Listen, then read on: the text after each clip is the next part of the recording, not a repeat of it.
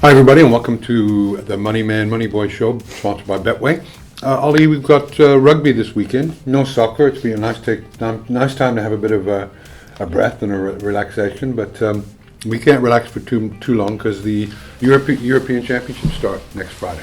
Yeah, it's nice to be in this position like this time this year. When I look at last year, we're coming in to shoot videos on, whatever we basically could sporting wise, and now to have stuff coming thick and fast is a blessing. Well, the thing I like the most is that we're starting to get fans back in the stadium. Yeah, not in South Africa, but in the rest of the world. Yeah, it was great to just watch at least the final rounds of the Premier League, Champions League final. At least had some people there. It makes a huge difference. Yep. And with that in mind, we've got the Bulls versus the Stormers on Friday. And the winner, if the Bulls win, they go to Italy, to Benetton, to play them for the Rainbow Cup Championship. They book their flights if they win this if they win this Friday. Yeah, though booking flights is not the easiest thing to do anymore. But.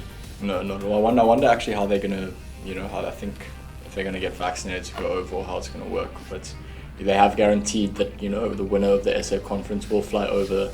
They will be guaranteed at least 1,000 fans and a trip to Italy. So. A lot more incentive now riding on these local clashes. It's been a bit of like a rinse repeat, 3 local tournaments under different names, but essentially the same tournament, Rinse repeat, I like that. Let's chat about the game. What's your thoughts on the Bulls Stormers for the take 6? Yeah. So I think when I wrote a piece a couple of weeks ago when they played each other down in Cape Town that be very tight, be a tough battle of quite similar kind of styles of play, but that the Bulls had the edge in just a good number 10, Morne Steyn, veteran, seasoned kicker and everything, and that the Bulls are just better at executing what the Stormers get right sometimes and fail to do other times.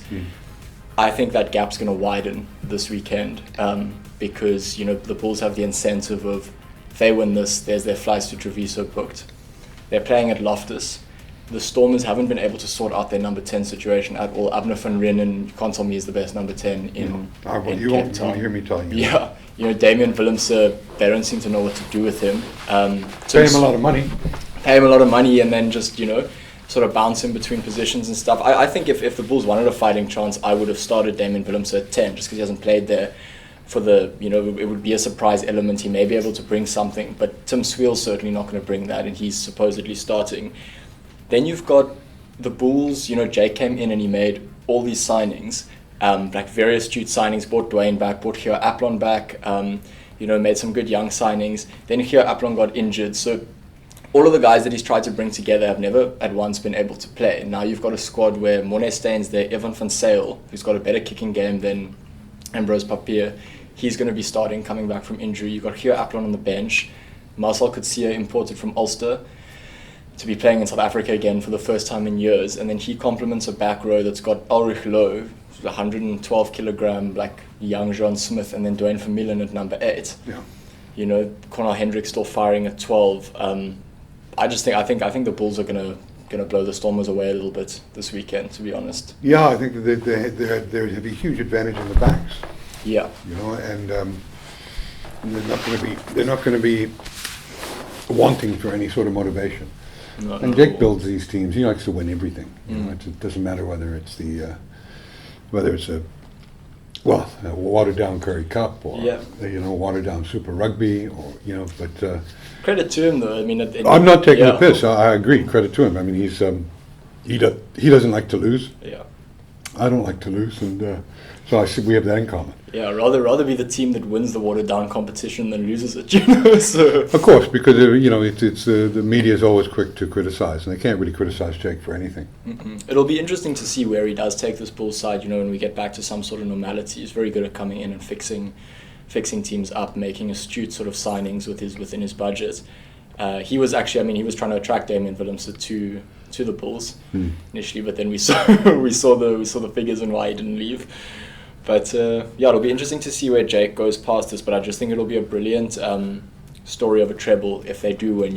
The Curry Cup, the Super Rugby Unlocked, and then go and they win the North versus South against Benetton. I think that Jake will have enough motivation in him to want to win a rainbow, win a Pro 14. Definitely, yeah. And also it sets the South African market if we go over emphatically and beat them. I do find it weird that Munster's cruising second of the log behind Benetton, but I think the last thing I was trying to tell earlier is the last thing Europe needs is, for Munster to be in the final and the Bulls to come over and bash them sort of like by 40 points. So. That's true. So who are we picking for this game? I'm probably going to be the betting markets are still locked on Betway at the moment. They should open up tomorrow, but I'll be looking at a handicap. I think the Bulls could.